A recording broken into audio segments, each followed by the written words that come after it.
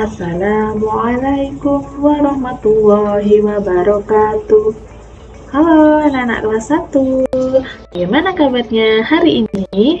Alhamdulillah, luar biasa, bersemangat. Allahu Akbar. Yes. Alhamdulillah teman-teman. Sekarang kita sudah masuk di minggu ketiga, di tema ketiga. Nggak kerasa ya teman-teman, sepertinya baru kemarin kita melaksanakan PHAT, sekarang sudah masuk di tema 3 di minggu ketiga. Nah, di pertemuan ketiga ini, materi kita akan sedikit berbeda dengan yang kemarin ya teman-teman.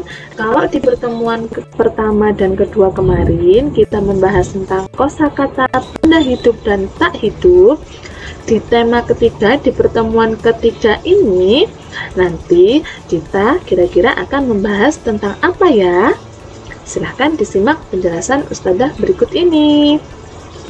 Nah, di pertemuan ketiga ini, kita akan membahas tentang yang pertama, perbedaan kata dan kalimat. Yang kedua, kita akan belajar menyusun kata menjadi kalimat sesuai dengan pola SPUK. Dan yang ketiga, kita akan belajar membuat kalimat berdasarkan kata atau gambar yang ada. Teman-teman, ada perbedaan antara kata dan kalimat ya. Ustadzah akan menjelaskan, silakan didengarkan ya. Kata itu adalah susunan huruf yang memiliki arti. Sedangkan kalimat adalah susunan dari beberapa kata. Jadi Ustadzah ulangi, kalau kata itu terdiri dari beberapa huruf yang tersusun dan memiliki arti. Sedangkan kalimat itu adalah susunan dari beberapa kata. Contoh kata: pensil, ikan, buku, gajah, kipas angin, bola, payung, bunga, nanas, dan yang lainnya. Nah, jadi yang Ustadzah tampilkan di layar ini adalah beberapa contoh kata. Nah, kata itu banyak sekali ya teman-teman. Contohnya, seperti yang sudah kita bahas di minggu-minggu sebelumnya, kita sudah mempelajari kosakata benda hidup dan tak hidup yang macamnya banyak sekali. Nah, sedangkan contoh kalimat, misalnya, kakek mencabut rumput di halaman. Nah, jadi kalimat itu terdiri dari beberapa kata. Di situ ada kata kakek, ada kata mencabut, kata rumput, kata di, dan kata halaman. Contoh lagi, Rina menanam tomat. Ini juga merupakan contoh kalimat karena terdiri dari beberapa kata. Kemudian, Rudi memakai payung saat hujan. Nah, itu juga merupakan contoh kalimat karena terdiri dari beberapa kata. Vira menonton televisi. Itu juga merupakan contoh kalimat karena terdiri dari beberapa kata. Kalau di situ terdiri dari 3 kata. Ada lagi, Wildan mengelap meja. Nah, ini juga merupakan contoh kalimat. Kalau kalimat Wildan mengelap meja itu terdiri dari 3 kata. Selanjutnya, Ustadzah akan menjelaskan tentang SPOK. Apa itu SPOK? S adalah subjek. Subjek pengertiannya yaitu nama atau kata ganti orang.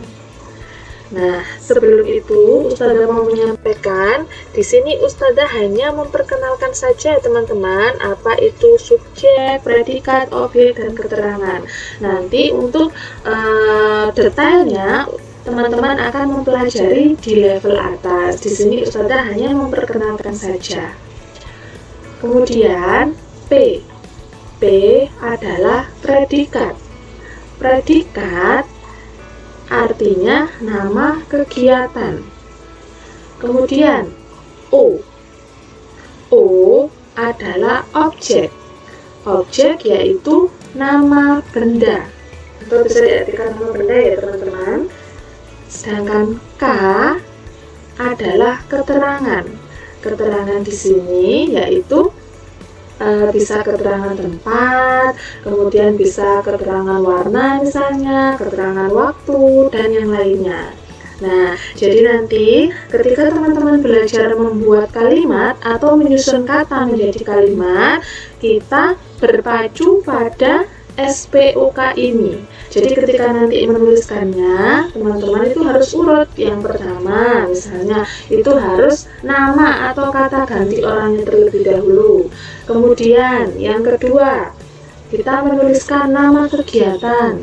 Yang ketiga, nama benda. Nah, baru kalau misalnya ada keterangan, yang terakhir kita tuliskan adalah keterangannya. Bisa keterangan tempat, keterangan waktu, keterangan warna, dan yang lain. Masih banyak sekali.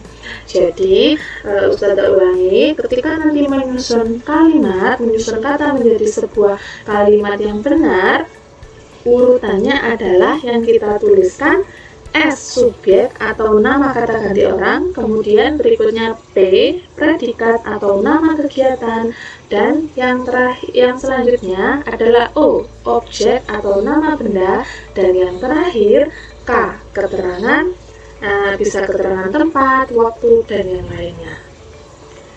Sekarang kita langsung praktek ya teman-teman, biar teman-teman bisa lebih memahami. Perhatikan urutan kalimat berikut. Di situ ada 3 kata yang urutannya masih belum tepat teman-teman ya. Kalau kita baca roti, edo, makan. Nah, susunan kata tersebut belum menjadi kalimat yang benar. Nah, maka dari itu kita harus menyusun ketiga kata tersebut menjadi kalimat yang benar sesuai dengan pola SPOK tadi. Jadi yang pertama kita tuliskan adalah nama atau kata ganti orang. Nah, kalau pada 3 kata tersebut berarti kata ganti orangnya adalah edo. Jadi yang kita tuliskan nama orang atau kata ganti orangnya dulu, edo. Setelah edo, kita tuliskan yang kedua adalah nama kegiatannya. Kalau di situ roti, edo, makan, yang termasuk nama kegiatan, kira-kira kata yang mana ya teman-teman? Kata roti, kata edo, atau kata makan? Ya, nama kegiatannya adalah kata makan. Dan selanjutnya nama benda atau objeknya yaitu roti.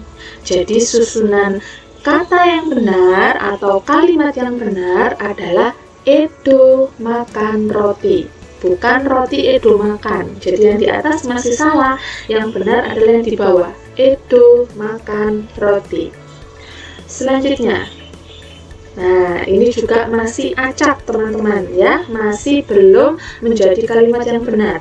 Memasak nasi ibu. Nah, kira-kira kata mana dulu ya yang harus kita tuliskan?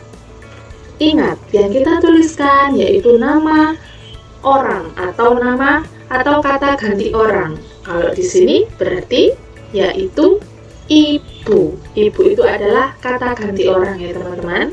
Nanti teman-teman akan mempelajari pengertian dari kata ganti orang itu di level selanjutnya. Di sini Ustazah hanya memperkenalkan saja. Nah, setelah kita menuliskan nama orang atau kata ganti orangnya, kemudian nama kegiatannya. Nah, dari ketiga kata tersebut, yang mana ya yang termasuk nama kegiatan? Betul. Jadi yang kedua, kita tuliskan nama kegiatannya yaitu memasak. Dan selanjutnya, nama bendanya atau objeknya yaitu nasi. Jadi susunan kata yang tepat atau kalimat yang benar yaitu ibu memasak nasi. Berikutnya ada susunan kata yang masih acak yaitu Kasti, Lila, main. Yang pertama kita tuliskan apa ya tadi? Ya, nama orang atau kata ganti orang. Berarti yang kita tuliskan terlebih dahulu yaitu Lila. Nah, kemudian selanjutnya nama kegiatannya. Nah, antara kata kasti, kata lila, dan kata main yang termasuk nama kegiatan yang mana ya? Betul, kata main. Dan yang terakhir kita tuliskan nama bendanya. Kalau di sini nama olahraga ya teman-teman, atau objeknya, yaitu kasti. Nah, jadi kalimat yang benar adalah lila main kasti. Selanjutnya, ada susunan kata yang masih acak, yaitu menggoreng tempe bibi. Kira-kira yang kita tuliskan yang pertama kali, kata menggoreng, kata tempe, atau kata bibi ya? Betul, yang kita tuliskan adalah kata bibi. Selanjutnya, yang kedua, setelah nama orang atau kata ganti orang, kita tuliskan nama kegiatannya, yaitu apa ya? Betul, yang kedua kita tuliskan adalah nama kegiatannya di sini, yaitu menggoreng. Dan yang terakhir, nama bendanya atau objeknya, yaitu tempe. Jadi kalimat yang benar, bibi menggoreng tempe, bukan menggoreng tempe bibi. Selanjutnya, ayo bermain game. Nah, kita gamenya nanti tetap ya menyusun kata menjadi kalimat yang benar. Urutkan kata berikut menjadi kalimat yang tepat. Di situ ada 3 kata yang masih acak ya teman-teman. Menyapu, susi, halaman. Nah, kira-kira kalimat yang benar atau susunan kata yang tepat yang kita tuliskan yang mana dulu ya? Kata menyapu, susi, atau halaman? Betul, yang kita tuliskan nama orang atau kata ganti orang, yaitu Susi. Nah, setelah kata Susi, setelah subjeknya sudah kita tulis, kemudian selanjutnya nama kegiatannya. Berarti yang mana teman-teman? Menyapu atau halaman ya? Iya, yang kita tuliskan menyapu dulu. Dan yang terakhir, halaman. Jadi, kalimat yang benar adalah Susi menyapu halaman. Jadi teman-teman harus tetap ingat ya, yang kita tuliskan yang pertama nama orang atau kata ganti orang, yang kedua nama kegiatannya, dan yang ketiga adalah objek atau keterangannya. Kalau di sini objeknya tidak ada, jadi langsung keterangan tempat itu ya, yaitu halaman. Selanjutnya, nah, di sini ada Devan sedang ngapain ya itu? Nah, yang pertama kita tuliskan adalah nama orangnya, berarti Devan. Dan selanjutnya nama kegiatannya, yaitu memancing. Dan yang terakhir nama bendanya, yaitu ikan. Jadi, susunan kata atau kalimat yang benar adalah Devan memancing ikan. Berikutnya, ada kata yang masih acak, baju menjahit tante. Nah, yang benar urutannya bagaimana ya? Ya, tante, kemudian kita tuliskan nama kegiatannya, yaitu menjahit, dan yang terakhir baju. Jadi urutan yang betul atau kalimat yang benar, tante menjahit baju. Selanjutnya yang bawah ada kata menggambar adik bunga, masih acak ya katanya, kata-katanya, jadi belum menjadi kalimat yang benar. Kira-kira kalimat yang benar bagaimana ya? Yang kita tuliskan pertama kali adalah kata adik. Selanjutnya, nama kegiatannya, yaitu menggambar. Dan selanjutnya, nama objeknya, yaitu bunga. Jadi kalimat yang benar adalah adik menggambar bunga. Next, berikutnya. Ada kalimat yang masih belum tepat susunan katanya, masih acak. Ibu di dapur memasak. Kira-kira yang benar yang mana ya? Bagaimana ya? Ya, yang kita tuliskan pertama adalah nama orang atau kata ganti orang, yaitu ibu. Kemudian nama kegiatannya, yaitu memasak. Dan yang terakhir, kalau di sini tidak ada objeknya ya, jadi langsung keterangan tempat itu, di dapur. Jadi kalimat yang benar, ibu memasak di dapur. Dan selanjutnya, ada kalimat yang masih acak lagi kata-katanya. Membeli payung Om Tio. Nah, kira-kira yang benar bagaimana ya? Iya, yang kita tuliskan nama orangnya atau kata ganti orang. Kalau di sini Om Tio. Kemudian nama kegiatannya yaitu membeli. Dan yang terakhir nama bendanya yaitu payung. Jadi kalimat yang benar, Om Tio membeli payung. Nah, sekarang ayo belajar membuat kalimat berdasarkan kata berikut ini. Tadi kita sudah belajar tentang perbedaan kata dan kalimat. Kemudian yang kedua, kita sudah belajar menyusun kata menjadi kalimat yang baik atau yang benar berdasarkan pola SPOK, yaitu kita tulis nama orang atau kata ganti orangnya terlebih dahulu, dan selanjutnya nama kegiatan, dan yang terakhir objeknya, nama bendanya atau keterangan tempat, keterangan waktu, dan yang lainnya. Sekarang kita akan belajar membuat kalimat berdasarkan kata dan juga berdasarkan gambar nanti ya. Perhatikan tabel berikut. Di situ ada kata tomat. Nah, kalau kita diminta untuk membuat kalimat berdasarkan kata tersebut, berarti kita juga harus menyertakan kata tersebut. Contoh kalimatnya, paman memanen tomat. Jadi harus ada kata tomatnya, karena kita harus membuat kalimat berdasarkan kata tomat. Sekarang, yang kedua, kubis.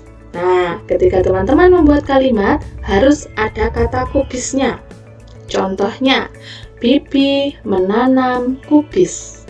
Dan urutannya tetap kayak tadi ya teman-teman. Jadi harus nama orangnya dulu atau kata ganti orang, kemudian nama kegiatannya yang dilakukan, dan yang terakhir nama bendanya. Kalau di sini kata ganti orangnya adalah Bibi, kemudian nama kegiatannya menanam, dan nama bendanya adalah kubis. Selanjutnya ada kata pohon. Nah, teman-teman, ketika membuat kalimat harus ada kata pohon. Contohnya, Tony menyiram pohon. Selanjutnya ada kata kucing. Nah, teman-teman juga harus menulis kata kucing ketika membuat kalimat nanti. Contohnya, Mona memelihara kucing. Selanjutnya, ada kata lantai. Contoh kalimatnya, Agus menyapu lantai. Atau Agus mengepel lantai, boleh. Nah, kalau misalnya seperti ini, Agus menyapu halaman. Nah, sedangkan kata yang diminta adalah lantai. Teman-teman menuliskan kalimat Agus menyapu halaman. Nah, itu kurang tepat karena kata lantainya tidak disertakan. Jadi nanti kalau teman-teman menuliskannya tanpa kata yang sudah Ustazah tuliskan, mohon maaf, nanti Ustazah kurangi nilainya. Jadi ketika membuat kalimat, teman-teman harus menyertakan kata yang sudah ada atau yang sudah ditentukan. Sekarang, ayo belajar membuat kalimat berdasarkan gambar berikut ini. Kalau tadi kita sudah belajar membuat kalimat berdasarkan kata, sekarang kita akan belajar membuat kalimat berdasarkan gambar. Contoh, di situ ada gambar nasi goreng.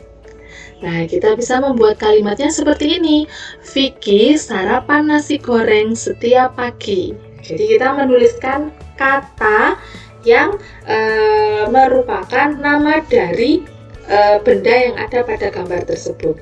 Kalau di sini nasi goreng, berarti kita tuliskan kata nasi goreng. Contoh kalimatnya, Vicky sarapan nasi goreng setiap pagi. Nah, kalau ini kira-kira gambar apa ya teman-teman? Ada padi, ada kakek, kemudian ada dua anak, ya anak kecil, ada laki-laki dan perempuan. Teman-teman bisa bebas berkreasi membuat kalimatnya. Contoh, Pak Joko dan cucunya menanam padi di sawah. Jadi harus sesuai dengan gambar. Atau misalnya kalau teman-teman mau membuat kalimat seperti ini. Kakek dibantu oleh Aldi dan Vina menanam padi di sawah. Boleh. Jadi terserah teman-teman. Memberi nama orang yang ada pada gambar tersebut itu terserah teman-teman. Kreasi dari teman-teman sendiri. Yang penting kalimatnya sesuai dengan gambar yang ada. Selanjutnya, nah di situ ada gambar pohon kelapa. Contoh kalimatnya, Rudi memetik buah kelapa, boleh. Atau misalnya, Rudi menanam pohon kelapa, juga boleh. Yang penting ada kelapanya, boleh buah kelapa atau pohon kelapanya yang kita tuliskan. Yang penting sesuai dengan gambar. Contoh lagi, ada gambar buku. Nah, contoh kalimatnya, Dira membaca buku di perpustakaan. Jadi harus ada kata yang merupakan nama benda dari gambar tersebut atau nama kegiatan dari gambar tersebut. Contoh lagi. Nah, kalau ini nama kegiatan ya, kalau yang buku itu adalah nama benda. Contoh kalimatnya berdasarkan gambar tersebut, misalnya Andi bermain sepak bola.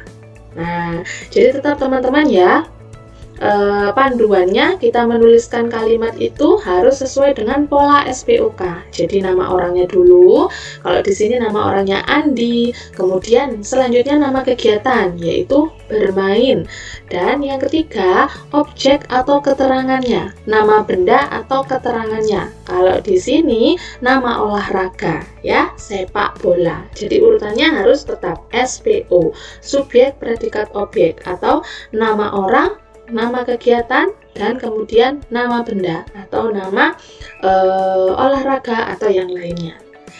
Contoh lagi. Nah, gambar apa ya itu?